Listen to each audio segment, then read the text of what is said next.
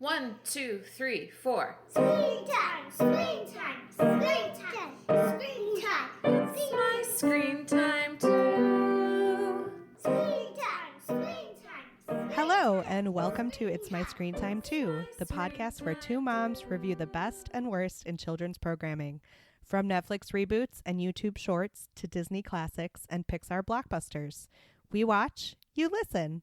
Find out what you can tolerate watching for family movie night, what to avoid altogether, and what you'll want to watch alone, voluntarily. I'm Katie. And I'm Deborah. And I have two kids. Jay, he's 6, and Kenny, he's 3. And I have 3 kids. Tony is 12, and Libby and Nate are 9. And they are so adorable, aren't they? So adorable. We like to tell a quick story about how awesome or occasionally awful our kids are because in addition to being witty and incisive pop culture consumers, we're moms too. Katie, would you like to start us off? So speaking of the ages of our kids, my boys both have summer birthdays. And as a result, Kenny has seen all of his classmates turn 4 before him. And now pretty much on a daily basis, he asks me if he's still 3. And when I say yes, he gets so mad, as if it is something I am inflicting on him. Like I've told him he can't have a cookie before he has his dinner. Like you cannot turn 4. And he does the whole, I never get to. And it is just so sweet. He's so excited to turn 4. I keep telling him he shouldn't rush it. And I don't want to rush it, but he asks me pretty much every day. Oh, that's cute. Does he get to have a party? Yes, we have actually rented out the same space that we rented for his brother's 4th birthday party. So I'm hoping that'll be fun. Nice. That will be fun. How about you? What have your kids been up to? This is big news in our family. Tony is no longer allergic to peanuts. He has been monitored by an allergist for years and years and years. And then he did a peanut challenge. I don't know if you know the allergy lingo, but we went to the allergist's office and he tried an increasing amount of peanut butter over a number of hours. And at the end, he had to shovel 2 whole tablespoons of peanut butter down the hatch. And he didn't have a reaction to any of it. So it's awesome. I am so excited for you, Deborah. Yeah. Is he excited or has it been so long that he just doesn't care one way or the other? No, he's excited to try a lot of different candies that have previously been off limits to him. There's so much pad thai in your future.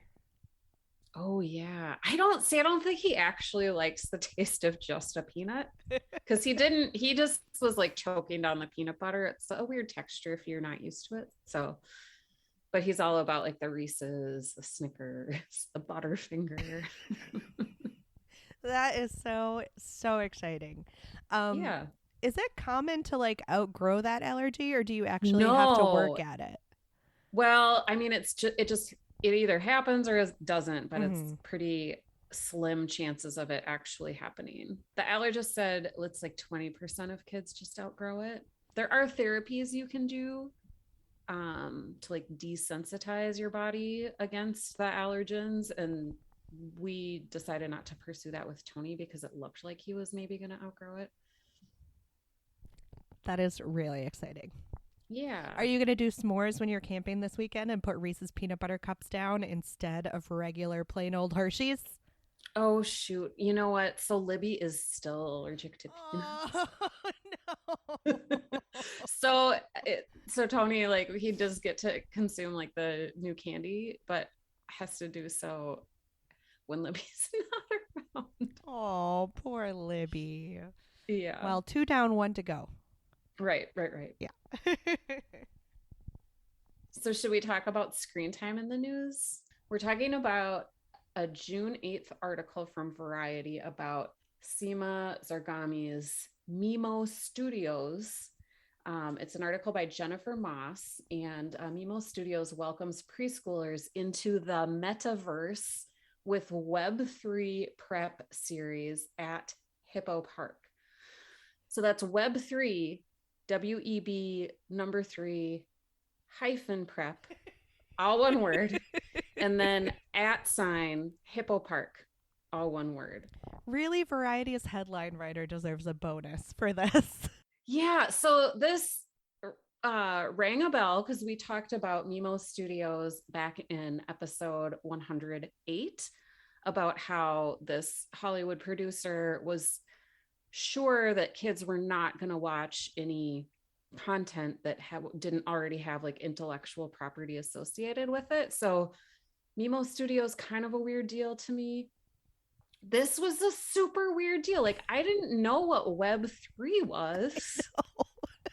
I've avoided all news about the metaverse because it sounds terrible. So this article says that this new show @Hippo Park is, quote, aimed at preparing young children for consuming content and games in the metaverse, end quote. The episodes are 15 to 90 seconds long.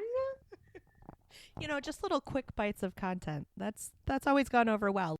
So Web3 relates to blockchain technologies. I'm rolling my eyes way back in my head. And the decentralized web for when power and data is in control of the users. And so an example of this would be in Web3, a Facebook wouldn't be selling ads and monetizing its users' content. You, the user, would be selling ads based on the content you put out. I don't want preschoolers to have anything to do with this. What did you think about this article? Yeah, it induced so much panic in me because just at a very basic level, I know we try to be pretty open about our struggles with even the content on YouTube, which is, you know, a lot of kids' primary means of consuming entertainment these days. And we try to keep up with it the best we can, but we recognize that like it's not our milieu. We are just trying to do it to keep up with our kids. And I feel like this is another step farther down that path that I'm already really struggling with. I also don't know whether you consumed any media around the, and I'm not going to remember the platform's name, but when Facebook made the transition to being Meta, and they decided to put all their eggs in this like VR future, right. And they have this like space that people are supposed to be interacting virtually in. But the problem that all the media reviewers kept having is they would go into this space to try and experience it and review it, and they would just be inundated with interactions with small children who had gotten these devices from their parents. And like, it's a new technology, so there aren't controls put on it to make sure that only the adults can use it. So these reviewers felt really uncomfortable trying to do a professional review of a product while also kind of feeling a little responsible to babysit these children who are from who knows where, who are just playing around unwittingly in this space. And now that I'm talking it out, maybe that means that kids by default do need a Web3 prep series, which is just terrifying. My point is, we don't need any of this. Can we just go back to the good old days of linear television, please? I know, it seems potentially super exploitative, even though I think the intention is to prepare for children how not to be exploited and how to exploit the system themselves. Yeah, I guess. Yeah, let's I long for the days of PBS programming. And that is the analog that I reached for was, right, those like PBS shows that would be like, here's how to spot an ad. Right.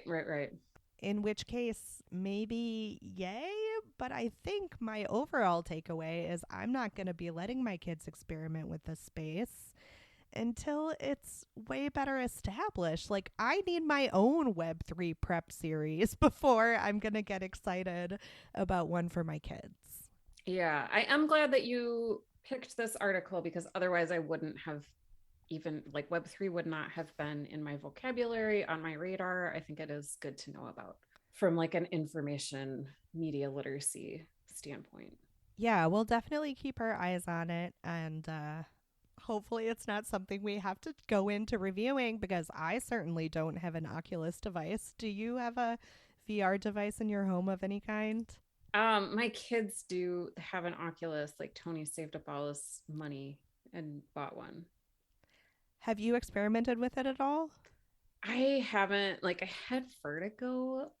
Now it's a long time ago, but I just stay away from anything that could maybe make me dizzy, like amusement park rides, VR headset. So I've watched them play, and we've like they know not to give out any information about themselves, like where they live, how old they are, if they end up playing a game with like strangers. Mm-hmm. But like it sounds like when Tony ends up in a group setting, like everybody knows they're not supposed to share that personal information. Well, that's heartening, at least. Mm-hmm. Yeah. Tell me about Battle Kitty on Netflix. Have you seen this at all? No. Okay, so Battle Kitty is a new-ish show on Netflix, and it's set up to be interactive in that you kind of move the cursor around like a video game to select which installment you're going to watch.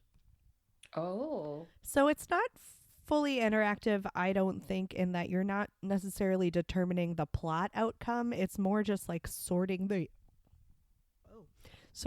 order in which you consume episodes. Okay. I found it to be less annoying than a lot of the other interactive properties I've watched with my kids, just because, I stress out about that timing aspect. Yeah. So is it sort of a choose your own adventure? A little bit. I mean, if you can picture how like an interactive map might be laid out on like the menu page of a video game where you can like select which path to take, it's just like that. Okay. And then the content of the episodes, which were, I guess, like 15, maybe as much as 30 minutes long, but like pretty short, I found to be like quite enjoyable and inclusive and like bonkers in the way that sometimes fantasy content can be for kids. Mm-hmm. So I say I enjoyed it. I don't know. If you get a chance to look it over with your kids, I think Libby and Nate are probably a good age for it. Okay. Well, they'll like the name Battle Kitty. Sounds like just the type of thing they want to watch. All right, so I'm really excited to talk about today's topic. I know last week we covered a Disney Plus movie, and this week we are covering another Disney Plus movie. Listeners, you'll just have to bear with us because I could not say no to this one. It looked like so much fun. So today we are talking about the movie Sneakerella, which dropped on May 13th on Disney Plus. It's rated G.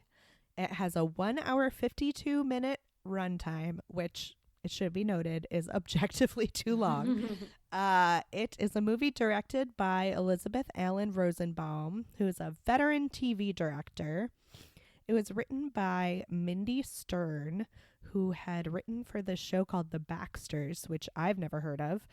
George Gore II, who is primarily an actor, and this seems to be his first writing project. And David Light, this was the key participant for me because he wrote the Zombies movies from Disney, which I have liked both previous installments of. It was choreographed by Emilio Dosal, who was an associate choreographer for In the Heights. So I was prepped for some good dancing.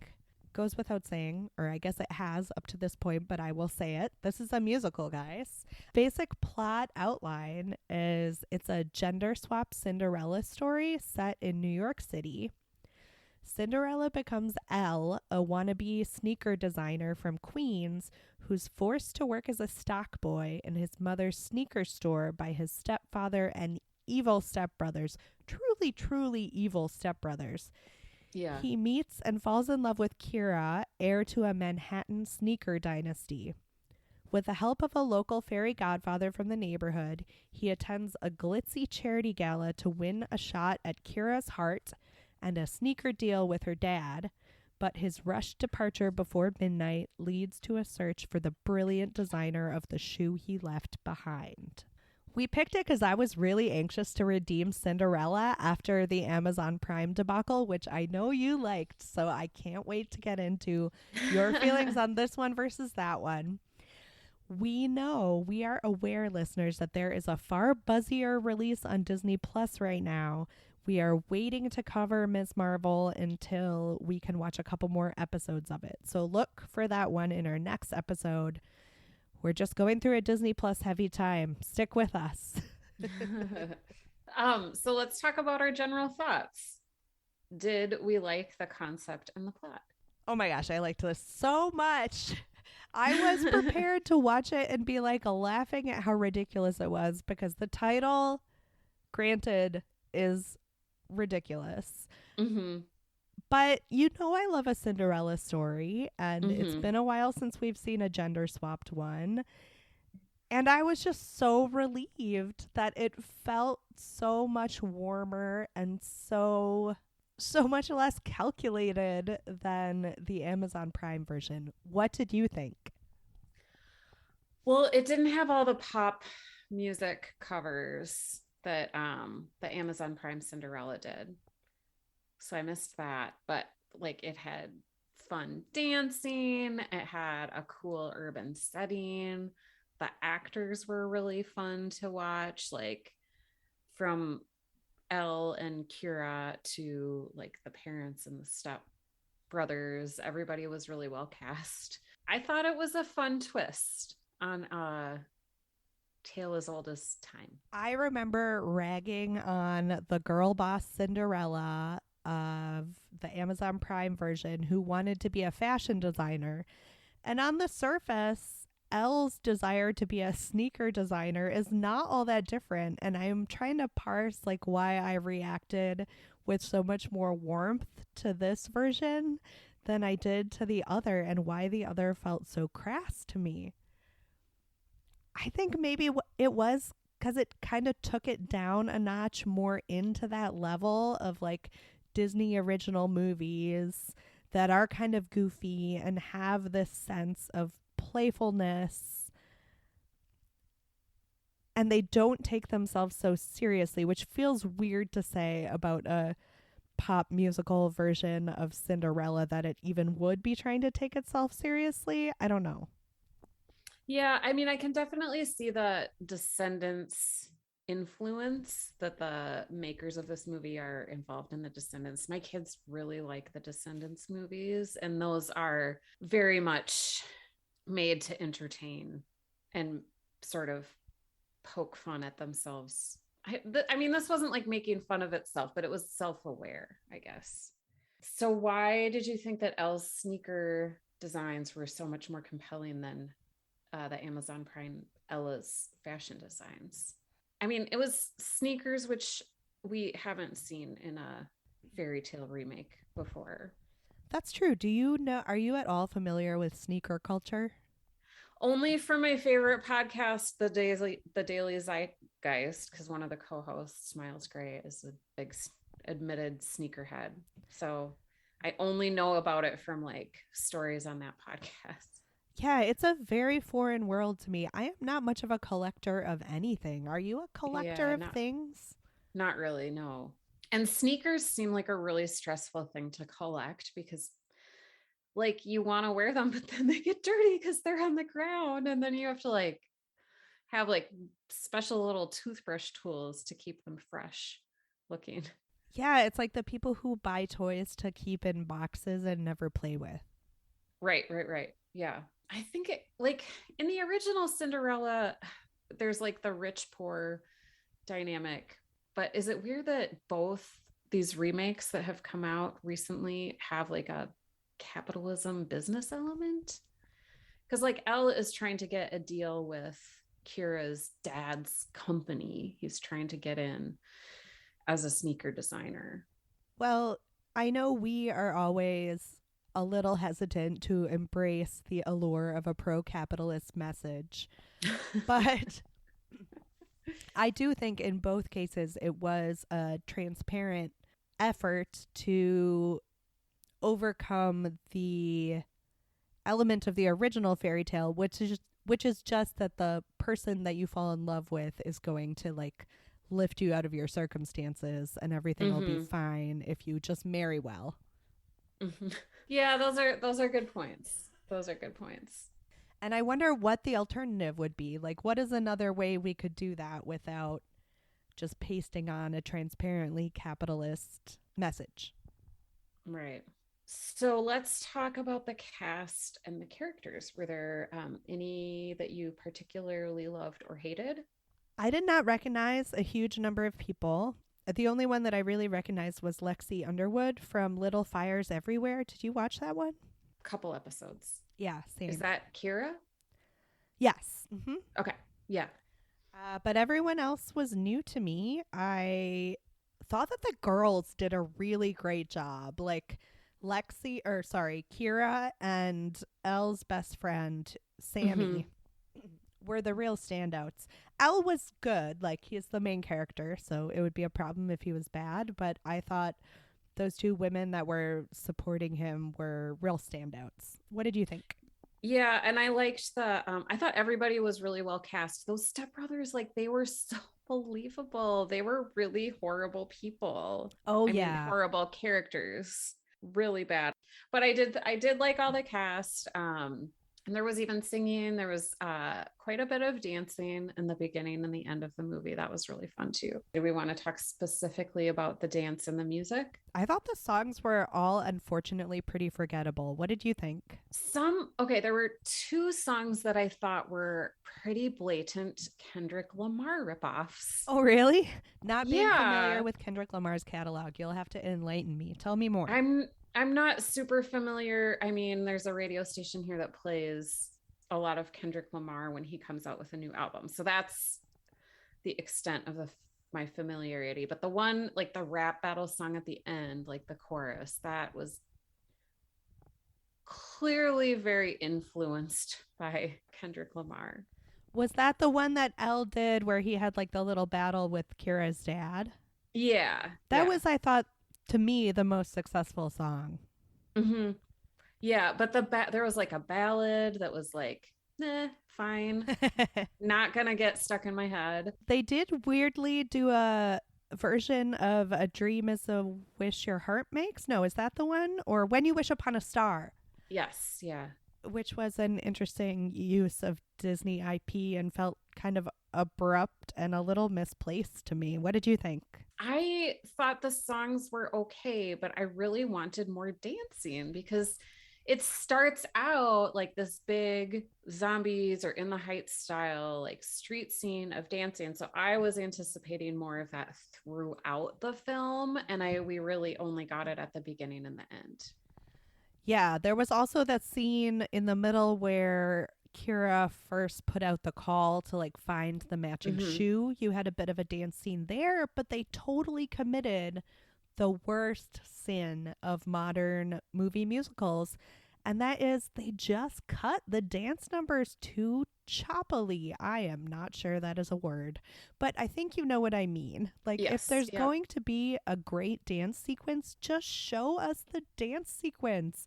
Director, this is not about you and your camera angles.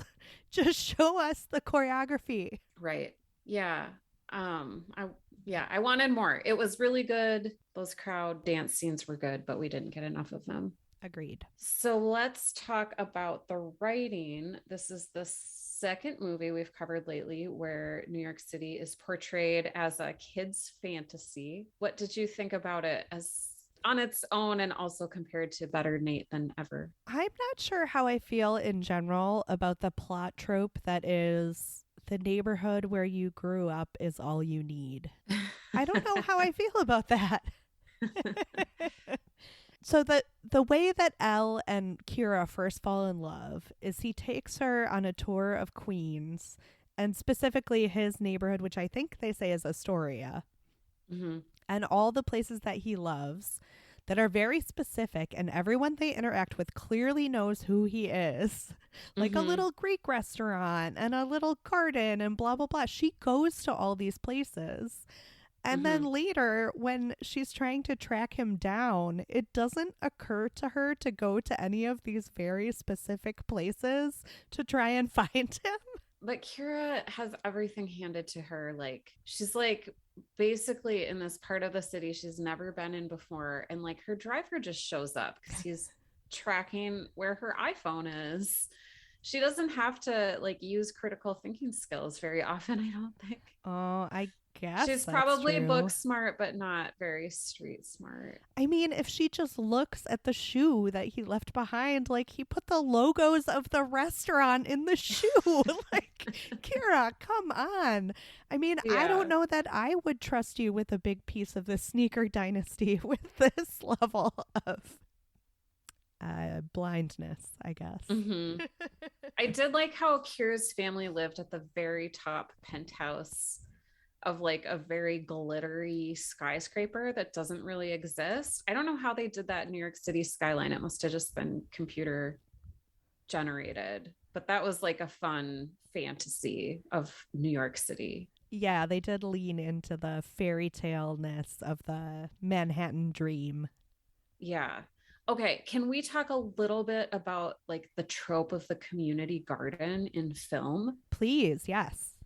So the fairy godfather mostly interacts with Elle when Elle is like breezing through this like very idyllic community garden. It doesn't look like any community garden I've ever seen in real life, but it's like this bucolic little plot of land in the middle of kind of a shabby neighborhood. So I thought about there's a community garden that factors into the HBO series High Maintenance. Have you ever watched that? I haven't. The episodic nature of it doesn't really appeal to me. Yeah, I get that. It's a show I really like, so I would imagine you don't. I don't want to see it. But I was trying to think, I mean, I feel like community gardens in New York City are a thing in both film and fiction, but like what function is that serving in the course of the story that's being told? I think it's another way to emphasize the tightness of these imagined communities that kind of plays into this idyllic portrayal of the urban space. Like, yes, it is a teeming sea of people, but like you find this special place where everybody knows you and it makes it have this small town feel. I guess as I'm talking it out, it reminds me a little of what we complained about in Clifford the Big Red Dog. And how there was this instant small town community feel to their neighborhood in New York. Right.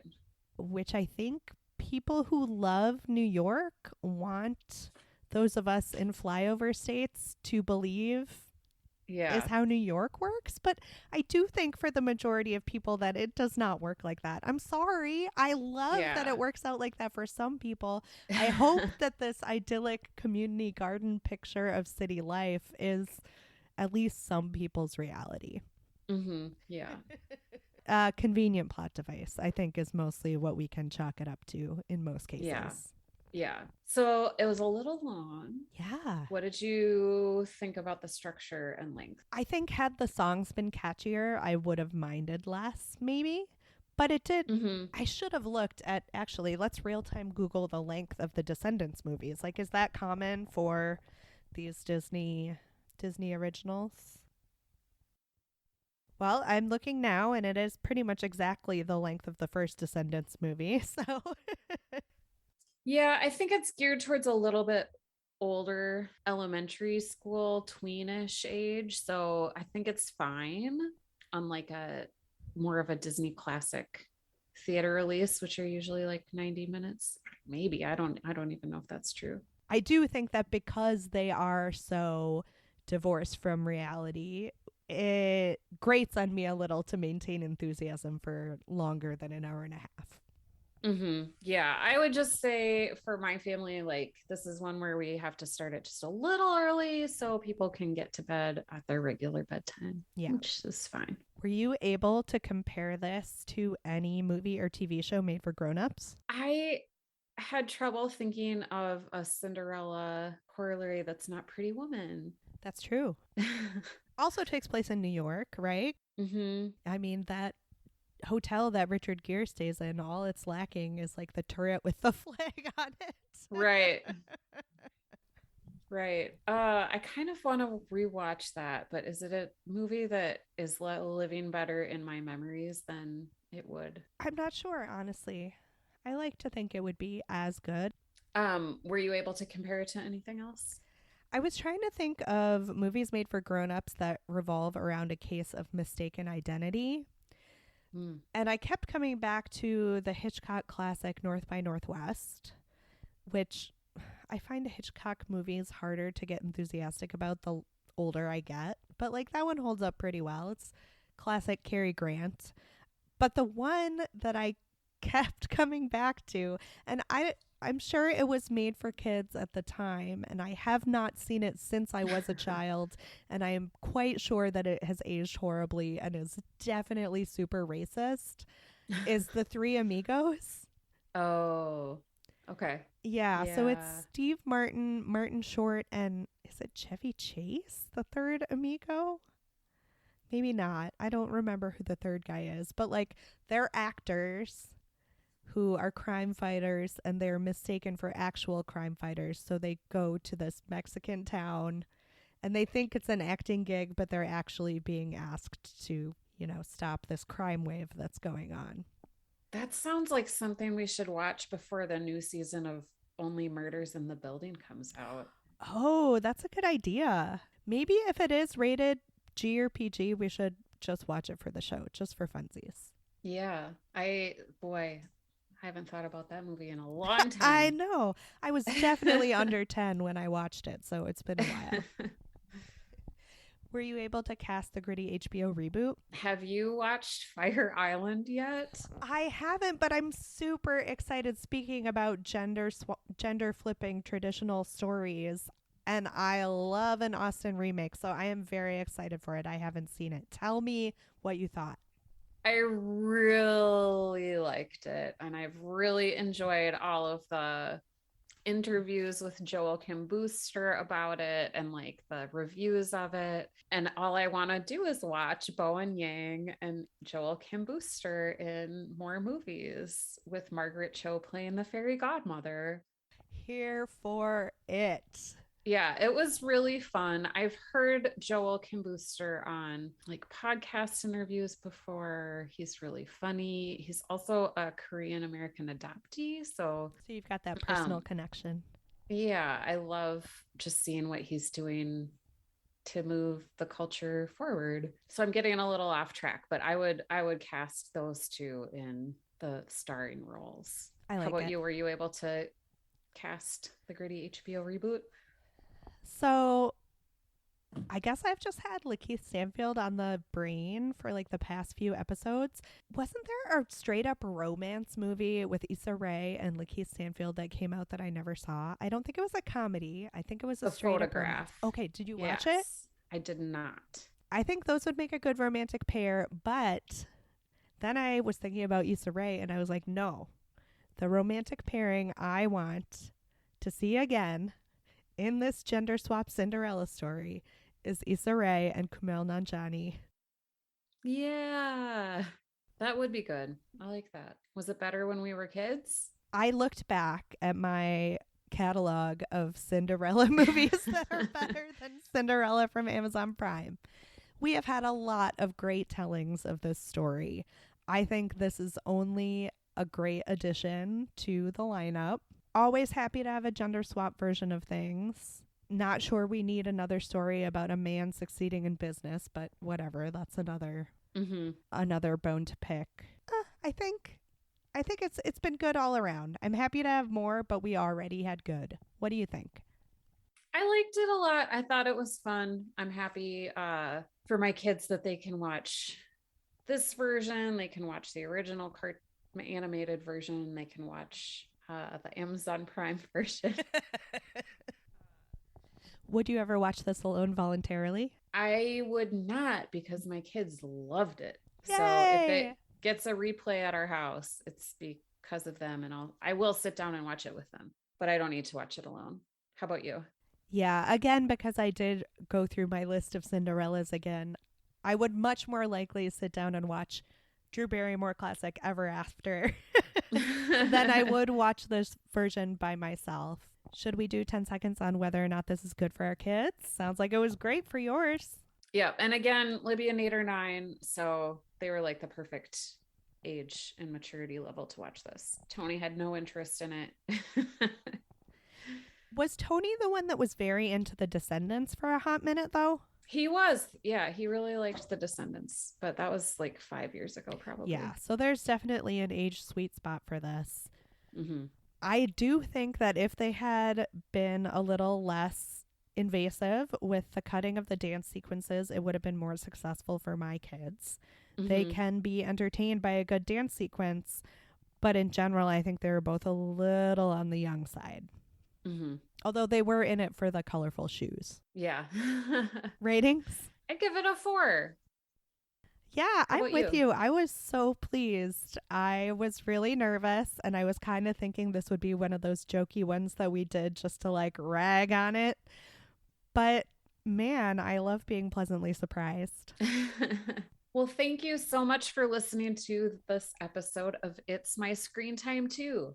Please rate and review us on Apple Podcasts or wherever you listen to podcasts. You can check out our website at myscreentime2.com. and find us on all the social media channels like Facebook, Instagram, Twitter. We're even on Gmail, where you can email us at myscreentime2@gmail.com. Send us your show or movie suggestions, article recommendations, or general comments about the show. Our theme music was composed and performed by me, Deborah, and my adorable children, and our podcast is produced by Katie. Tune in next time for more real talk about the movies and TV beloved by kids and watched by parents. Bye. Bye. Screen time, screen time, screen time, screen time. It's my screen time.